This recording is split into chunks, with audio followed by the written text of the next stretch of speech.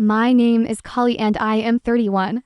To understand the look on my family's faces that Christmas, you have to understand the 30 years of systematic erasure I endured before that moment. I grew up as the ghost in a house full of mirrors. My parents, Robert and Diane, were obsessed with the concept of a perfect lineage, but their definition of perfection was strictly limited to my younger sister, Elena, and my older brother, Marcus. Marcus was the golden boy destined for law school, and Elena was the delicate princess who was supposed to marry into old money. I was simply the administrative heir. I was the one who wore hand-me-downs that didn't fit, the one whose dental appointments were forgotten, and the one who was expected to clear the table while the rest of them discussed their bright, expensive futures. The dynamic was never physically abusive, which in some ways made it harder to fight. It was a cold, calculated indifference. If Marcus wanted a debate tournament, we went to a 5-star steakhouse. If I brought home a Strader report card, my mother would glance at it and ask if I had finished the laundry yet. My value was measured in how much I could facilitate the comfort of others while remaining entirely invisible myself. The only person who ever truly looked at me was my great Aunt Beatrice. She was my father's eldest sister, a woman the rest of the family whispered about because she had never married and had spent her life running a successful real estate firm in the city instead of hosting tea parties. They called her eccentric and cold behind her back, but they were always sickeningly sweet to her face because they knew she was sitting on a fortune. Beatrice saw through them. She also saw through me. When I was 10,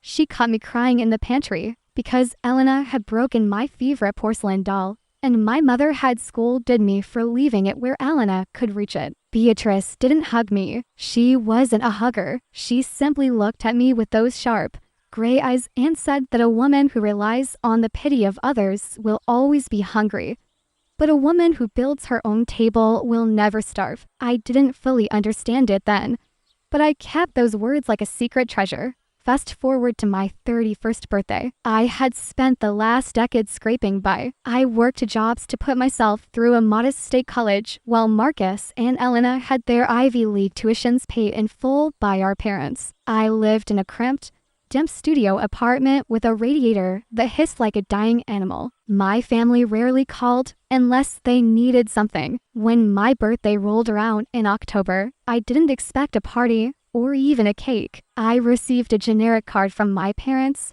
with a $5 bill tucked inside and a small, padded envelope from Aunt Beatrice. Inside the envelope was a cheap, plastic Keychain with a generic cartoon cat on it. It looked like something you'd find in a bargain bin at a gas station. I wasn't offended. I was actually touched that she remembered at all. I attached my single mailbox key to that plastic cat and moved on with my life. I spent my birthday evening eating a microwave dinner alone, watching the rain strike my single window, and dreaming of a day when I wouldn't have to check my bank balance before buying eggs. Meanwhile, my social media feed was flooded with photos of my parents taking Elena out for a lavish birthday spa weekend, even though her birthday wasn't for another 3 months. They called it an early celebration of her grace. I just turned off my phone. Then came Christmas, the one time of year my parents insisted on a full family gathering, mostly so they could brag about their children's accomplishments like they were trading cards. We were all gathered in the dining room of my parents' oversized suburban home. The air was thick with the scent of roasted rosemary and the suffocating perfume my mother wore. Marcus was holding court, talking about his junior partnership at a firm that handled corporate mergers. Elena was draped in cashmere, flashing a new diamond bracelet our father had bought her for simply existing. I sat at the far end of the table, the place where the light didn't quite reach, wearing a sweater I'd bought at a thrift store 3 years ago. Aunt Beatrice was there too, sitting silently, sipping her wine and watching the room like a hawk watching a field of mice. My mother was particularly manic that year, fluttering round Beatrice, piling her plate with the best cuts of meat, and laughing at jokes that weren't funny. They were all angling for a mention in her will, though they'd never admit it. They treated her like a queen they secretly despised. During a brief lull in Marcus's monologue about his billable hours, I decided to be polite. I wanted to acknowledge the one person who had reached out to me on my birthday. I cleared my throat, and for a second, the table went silent as if they were surprised the furniture had started speaking. I looked down the long table at Beatrice and smiled. I told her I wanted to thank her for the birthday gift she sent in October. I told her that the Keychain was actually very helpful and that I used every day. I said it was the only gift I'd received that I actually used. I expected a simple nod or a grumpy acknowledgement. Instead, Beatrice stopped stirring the gravy boat. She laid her spoon down with a deliberate, metallic clink that seemed to echo in the cavernous room. She looked at me, then she looked at my father, and then she looked at my mother. A slow, terrifyingly sharp smile spread across her face. She told me she was glad I liked the Keychain, but she felt she should clarify something for the sake of the family records. She said that the Keychain was a freebie given to her by the title company. She then stated, with the casual tone one might use to discuss the weather, that the Keychain was merely the commemorative trinket that came with the closing papers for the $400,000 apartment she had purchased in my name 3 months ago. The silence that followed was not just quiet. It was a physical weight. It felt as though the oxygen had been sucked out of the room. My mother, who had been mid-sip, let a trickle of expensive wine run down her chin. My father's face transitioned from a smug pink to a ghostly, translucent white. Marcus and Elena looked like they had been struck by lightning. Their eyes darted from Beatrice to me, then back to Beatrice, searching for the punchline of a joke that wasn't coming. Beatrice continued, her voice cutting through the frozen air like a razor through silk. She mentioned that she had seen how I lived and she had seen how they lived. She said she decided it was time I had a foundation that couldn't be shaken by the whims of people who didn't value me. She explained that the apartment was a luxury loft in the city's historic district, fully paid off, with the deed already recorded in my name. She told me the keys were at her office, and that the little plastic cat was just a placeholder so I wouldn't lose the temporary ones. I felt a rush of heat curl up my neck. I wasn't just shocked. I was vibrating with a sudden, overwhelming sense of power. For 15 years, I had been the charity case, the disappointment, the girl who would never amount to anything. And in the space of 30 seconds, I had become the owner of a property that was worth more than Marcus's annual salary and Elena's entire future inheritance combined. My mother was the first to find her voice. Though it sounded thin and strangled, she stammered out a question about why Beatrice would do something so extreme without consulting the family. She suggested that perhaps I wasn't responsible enough to handle such an asset, and that maybe the deed should be held in a trust managed by my father. My father quickly nodded, his color returning in the form of a greedy, desperate flush. He started talking about property taxes and maintenance, framing his sudden interest as parental concern. Beatrice didn't even look at them. She kept her eyes locked on mine. She told them that the reason she didn't consult them was because she didn't care for their opinion. She said that if they were so worried about responsibility, they should look at their own spending habits before questioning mine. Then she turned to me and asked if I wanted to go see the place that night. She said she had a bottle of champagne in her car that was far better than the swill my mother was serving. I looked at my family. I saw the envy curdling in Elena's eyes. I saw the raw, naked fury in Marcus's expression. I saw the calculation in my parents' faces as they realized they had spent 3 decades ignoring the one child who now held the most favor with the family matriarch. They were already trying to figure out how to pivot, how to be my best friend, how to guilt me into sharing or selling. I stood up. I didn't even finish my dinner. I didn't help clear the table. For the first time in my life, I left the mess for them to clean up. I told Beatrice I would love to see my new home. As we walked toward the door, I heard my mother call my name in a voice that was suddenly sweet, trembling, and oddly fake. I didn't turn round. I had spent 31 years looking back at them, hoping for a crumb of affection. Now, I was looking forward, and the view was finally clear. The walk from the dining room to the front door was the longest and most silent journey of my life. I could feel the heat of 6 pairs of eyes burning into my shoulder blades, each gaze heavy with a different flavor of resentment. My mother started to rise from her chair, her silk napkin fluttering to the floor like a white flag of surrender. But Beatrice didn't give her the chance to speak. We stepped out into the crisp December air, and the heavy oak door clicked shut behind us, muffling the sudden eruption of voices that broke out the moment we were gone. I could hear Marcus's sharp, litigious tone rising in volume and Elena's high-pitched wail of unfairness, but they sounded like they were miles away, drifting off into a past I was no longer required to inhabit.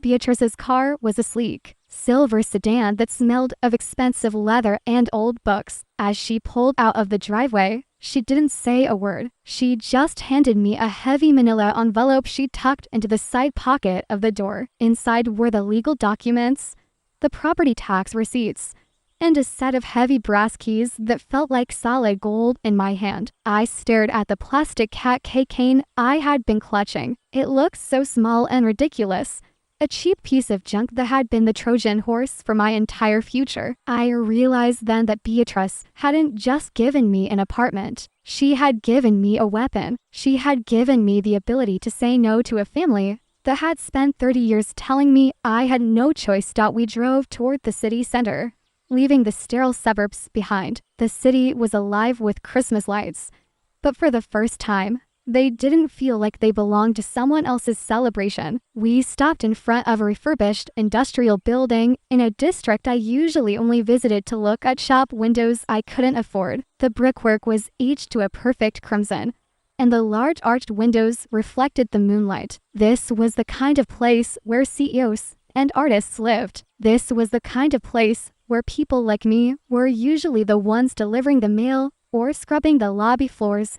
Beatrice led me through the secure entrance. The lobby was filled with the scent of fresh pine and expensive floor wax. We took the elevator to the penthouse floor. When the doors opened, there was only one entrance. She handed me the brass key. My hand trembled as I slid it into the lock. The door swung open to reveal an expansive open-plan loft. The ceilings were 20 feet high, with exposed timber beams and ductwork that gave it a raw, modern elegance. The far wall was nothing but glass, offering a panoramic view of the city skyline, the lights twinkling like a carpet of diamonds laid out just for me.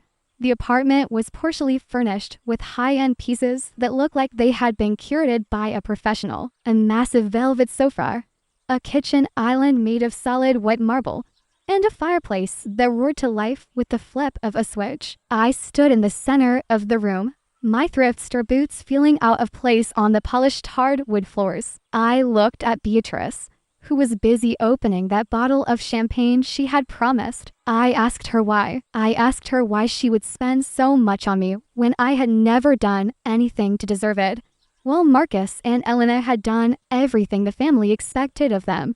She poured 2 glasses and handed me one. She told me that Marcus and Elena were like expensive wallpaper. They looked good, but they had no structural integrity. She said she had watched my parents spend 30 years trying to break my spirit, and all they had succeeded in doing was tempering it. She told me she didn't give me this place because she wanted to be kind. She gave it to me because she wanted to see what a woman with my grit could do when she finally had the wind at her back. She said this wasn't a gift. It was an investment in the only person in the family who knew the value of $1 and the weight of a secret.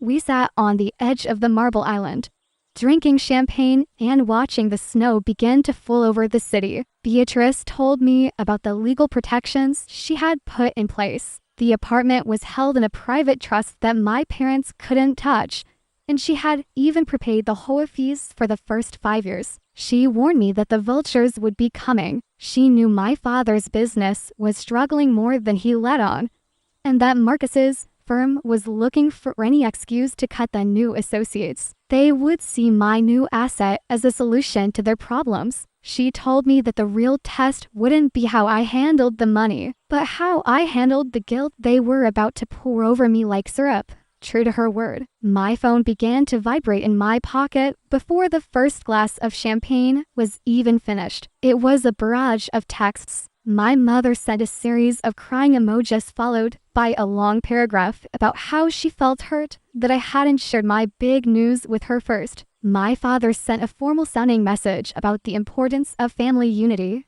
and how we should sit down to discuss a long-term financial strategy for the property. Elena sent a short, budding text asking if she could store her summer wardrobe in my extra walk-in closet since she was running out of space in her own apartment.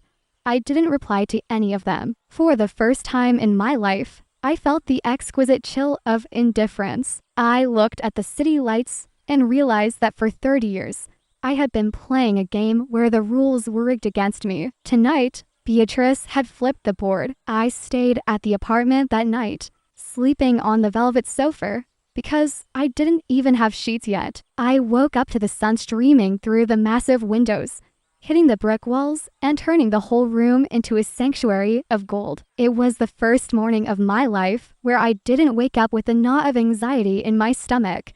But the peace didn't last. By 10 in the morning, there was a frantic knocking at the heavy oak door. I looked through the security camera and saw my mother and Eleanor standing there. They were dressed in their Sunday best, looking like they were ready for a garden party rather than a confrontation. My mother was dabbing at her eyes with a lace handkerchief, a prop she only used when she wanted something. I debated not opening the door, but I realized that if I was going to live this new life, I had to stop hiding. I had to face the monsters of my childhood from a position of strength. I opened the door, and they practically tumbled inside, their eyes immediately darting around the space, calculating the square footage, the cost of the finishes, and the sheer audacity of my good fortune. My mother didn't even say hello. She just gasped at the view and told me it was far too much space for a single girl. Eleanor walked straight to the kitchen and ran her hand over the marble island, her face twisted in a mask of poorly hidden jealousy. She remarked that the lighting was terrible for her skin tone and that she would have chosen a different layout, but I suppose it was fine for a starter home. My mother sat on my velvet sofa and pulled me down beside her, her voice dripping with a forced maternal warmth that made my skin crawl. She told me how proud she was of me and how she always knew I was Beatrice's favorite. Then came the pivot. She mentioned that Marcus was going through a very difficult time with his new partnership and that the stress was taking a toll on his health. She suggested that since I had all this extra room, perhaps I could let Marcus use the second bedroom as an office. Or better yet, maybe I could take out a small equity loan on the place to help my father stabilize his latest business venture. After all, she said, family is about supporting one another when one person is blessed more than the rest. I looked at her, really looked at her, and saw the desperation beneath the Botox. I saw the woman who had let my sister break my toys and told me it was my fault. I saw the woman who had never once asked me how I was doing unless she wanted me to run an errand. I stood up and walked to the door, holding it wide open. I didn't raise my voice. I didn't cry. I simply told them that the apartment was a gift for me, not a resource for them. I told my mother that if Marcus needed an office, he could work from the law firm he bragged about so much. And as for my father's business, I suggested he try working as hard as I had for the last 10 years instead of looking for a handout from the daughter he had spent 3 decades ignoring.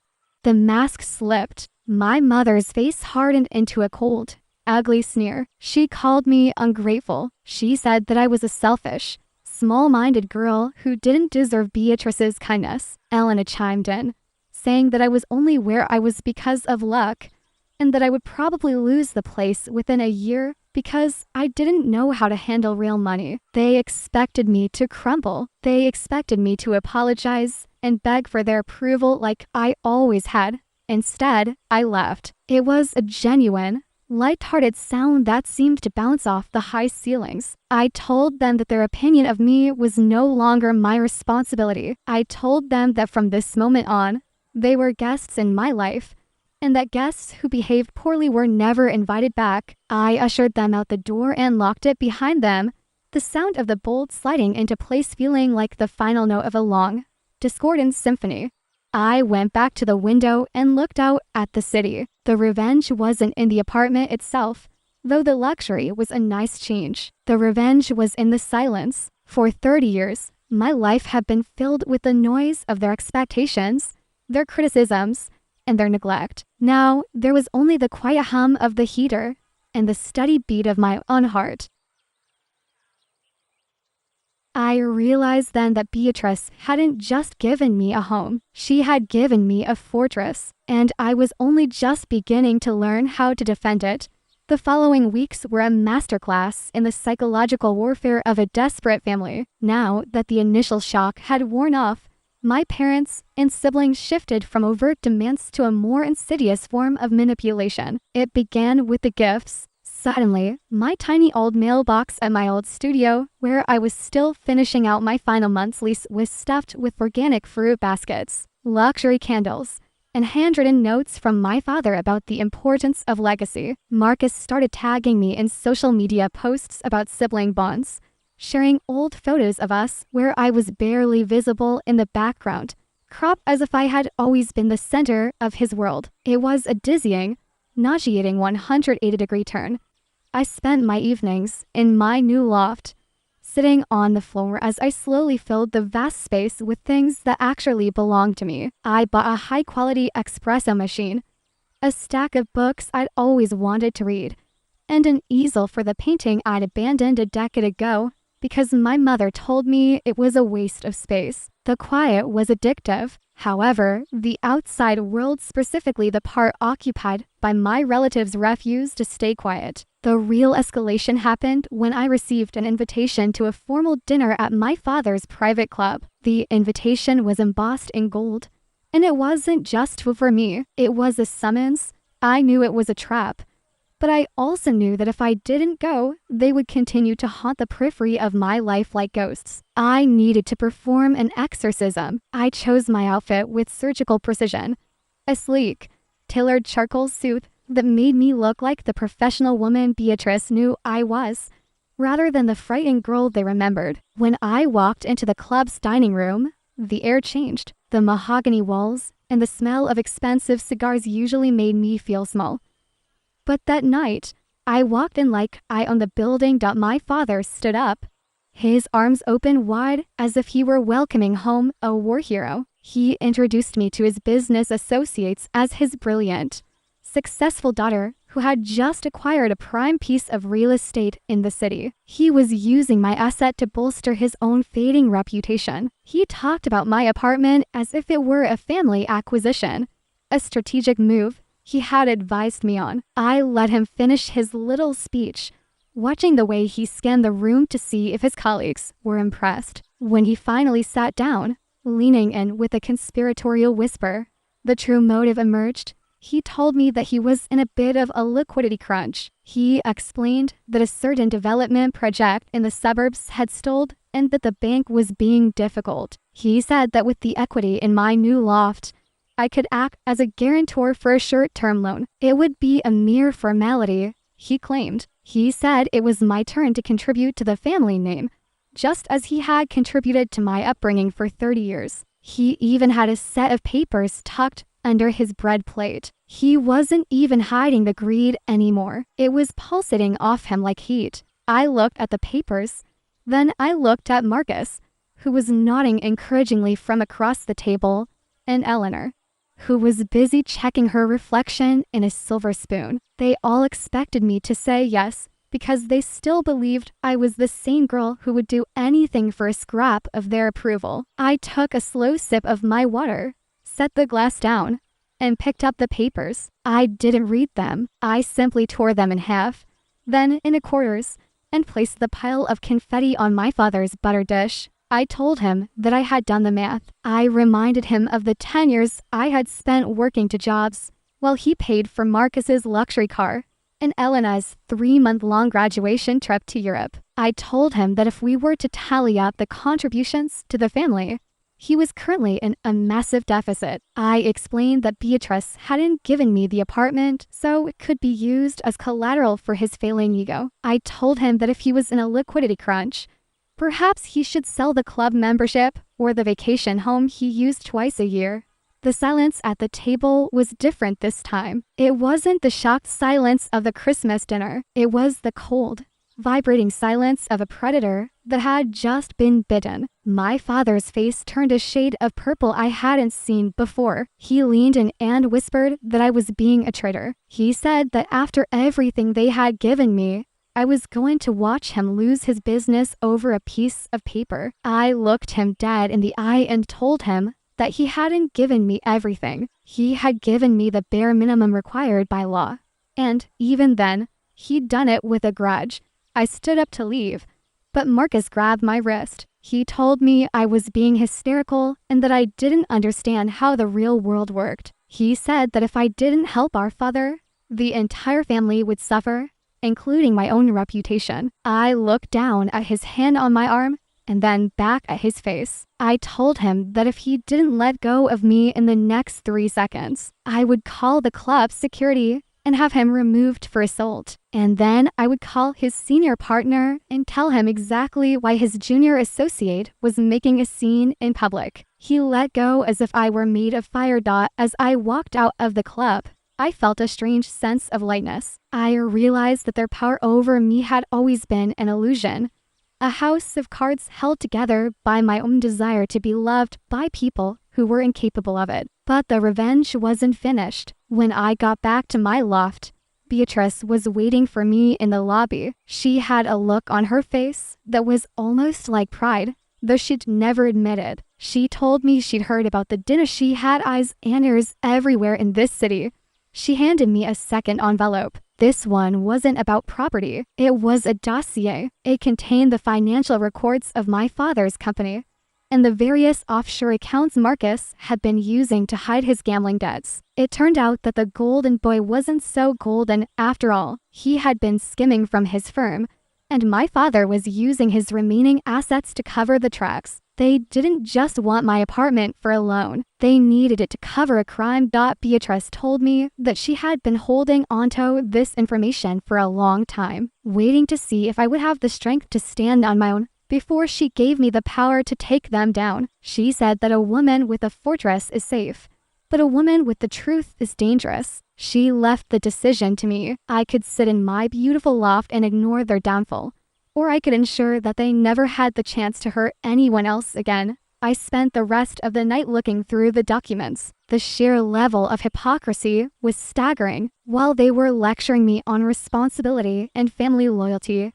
they were breaking every rule in the book to maintain their facade of wealth. Marcus had lost nearly $200,000 in high-stakes poker games in the last year alone. My father had been falsifying tax records for his real estate holdings for 5 years. They weren't a family. They were a criminal enterprise with a nice dining room set. I realized then that my revenge wasn't just about having a $400,000 apartment. It was about the total collapse of the hierarchy that had kept me at the bottom for 3 decades. They had spent my whole life trying to make me feel small so they could feel big. Now, I held the needle that could pop their entire bubble. I thought about the way my mother had sneered at my thrift store sweater, and the way Marcus had mocked my state college degree. I thought about all the birthdays I spent alone while they celebrated each other. I didn't feel angry anymore. I felt cold. I felt clinical. I decided that the next day, I wouldn't be the daughter, the sister, or the victim. I would be the consequence. I reached out to a contact Beatrice had given me a high-level investigator who specialized in white-collar crime. I told him I had some documents that might interest him. I also sent a short, simple email to Marcus and my father. It said, "I know everything. Don't call me again." The fallout was instantaneous. By the next morning, my phone was ringing every 5 minutes. My mother was leaving sobbing voicemails, begging me to talk to her, saying she didn't know what I was talking about, but that we could work it out. Marcus sent a string of threatening messages, then deleted them, then sent a series of apologies. It was a pathetic display of cowardice. They knew the walls were closing in, and they knew the girl they had spent 30 years ignoring was the one holding the keys to the exit. I didn't answer. I went to the park, bought a coffee, and sat on a bench in the sun. For the first time, I felt like I was part of the world, rather than a ghost haunting the edges of it. I had my apartment, I had my peace, and I had my power. The revenge was unfolding exactly as it should, not with a bang, but with the quiet, methodical removal of the people who had tried to extinguish my light. The final act of their downfall began not with a grand confrontation, but with a series of quiet, bureaucratic thuds. Following the advice of Aunt Beatrice and the investigator she introduced me to, I stayed entirely out of the fray. I changed my phone number, blocked their emails, and instructed the concierge at my building that no one under any circumstances was to be granted access to my floor. For the first time in my 31 years, I was living in a vacuum of my own making, and the silence was the most beautiful thing I had ever heard. I spent my days finally decorating the loft with pieces that reflected my own soul, not the hand-me-down identity my parents had forced upon me. I bought canvases and high-grade oils, and I began to paint the city skyline as it looked from my fortress of glass, while I was finding my voice as an artist. My family's world was screaming into the abyss. The investigator had done his work well. The documents I provided were the thread that, once pulled, unraveled the entire tapestry of my father's lies. It turned out that the suburban development project he had tried to bait me into guaranteeing was a shell company designed to move Marcus's gambling debts into a deductible business loss. It was textbook fraud. And because they had been so arrogant for so long, they had left a trail of digital breadcrumbs that a child could follow. The news broke on a Tuesday morning. I saw it on the local business wire first.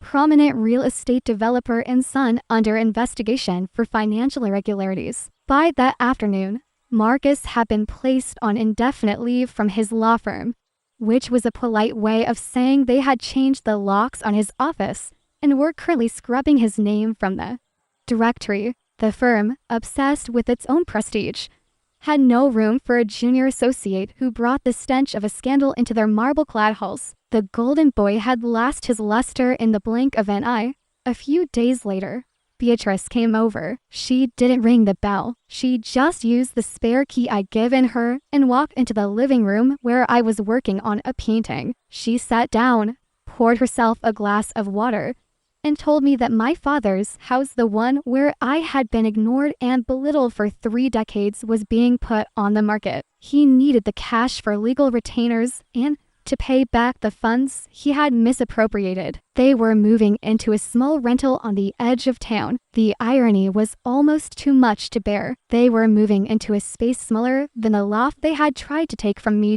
Then she told me the most satisfying piece of news. Elena, the sister who had never worked a day in her life and had treated me like a servant, had been forced to return all the designer jewelry and handbags our father had bought her with company funds. They were considered assets of the estate during the liquidation. She was currently working as a receptionist at a mid-tier dental clinic just to afford her car payment. The princess was finally learning the value of $1. Just like Beatrice said I had. I asked Beatrice if she felt bad for them. She looked at me, her eyes as sharp as ever, and said that pity is for the weak and justice is for the patient. She told me that they hadn't been destroyed by me or by her. They had been destroyed by their own belief that they were better than the rules. I was simply the mirror that finally showed them who they really were. She stayed for an hour, talking about her own early days in the city, and for the first time, we didn't talk about them. We talked about us, to women who had built their own tables. A week later, there was a knock at my door. I checked the camera and saw my mother. She looked 10 years older. Her hair wasn't perfectly coiffed, and she wasn't wearing her pearls. She looked like a woman who had finally realized that the mirrors in her house were empty. I didn't open the door, but I did press the intercom. I asked her what she wanted. Her voice was cracked and thin. She didn't demand anything this time. She just asked if she could come in and sit for a moment. She said it was cold outside. I told her, through the cold electronic speaker, that I had spent 31 years in the cold while I was standing right next to her. I reminded her of the birthdays she forgot, the accomplishments she ignored, and the way she had looked at me like I was a smudge on a window she couldn't quite clean. I told her that she was right, it was cold outside, but she had a coat, a husband, and children she actually liked. She could go to them. I told her that this apartment was my home, and a home is a place where you are supposed to feel safe. I didn't feel safe with her in it. She started to cry, a real sound this time, not the performative sobbing she'd used at the club. She apologized. She said she was sorry for everything, but I realized that she wasn't sorry for how she treated me. She was sorry that she was the one on the outside now. She was sorry that the daughter she had dismissed was the only one with a roof over her head that wasn't crumbling. I told her that I accepted her apology, but that an apology without change is just a request for a favor. I told her goodbye and turned off the intercom. I went back to my window. The sun was setting, casting long, orange shadows across the city. My life was finally my own. I had the apartment, I had the freedom, and most importantly, I had the truth. I had thanked my aunt for a $2 Keychain, and in return, she had given me the key to my own life. The revenge wasn't in their suffering, it was in my success. It was in the fact that I was whole, while they were finally forced to face the pieces of themselves they had broken. As the years passed, I became a successful artist in my own right. The loft became a gallery of sorts, filled with the vibrant, unapologetic colors of a woman who was no longer hiding. My father and Marcus eventually took a plea deal that kept them out of prison, but left them barred from the financial industry for life. They live quiet and remarkable lives now, the kind of lives they used to think were beneath them. Eleanor moved away, unable to handle the shame of her fallen status. Beatrice remained my closest confidant until she passed away 5 years later, leaving me the rest of her estate. But I didn't need it. I already had everything I wanted the moment I walked out of that Christmas dinner. I had my dignity, I had my peace, and I had the absolute, unwavering knowledge that I was enough. Every morning when I wake up and see that little plastic cat keychain sitting on my marble nightstand, I smile. It's a reminder that sometimes the smallest gifts are the ones that carry the most weight, and that a little bit of patience is the best recipe for a life well lived. I am Callie, and I am finally free. If you enjoyed this story of justice and transformation, please remember to like this video and subscribe to my channel, My Calm Revenge, for more stories where the ignored finally get their day in the sun.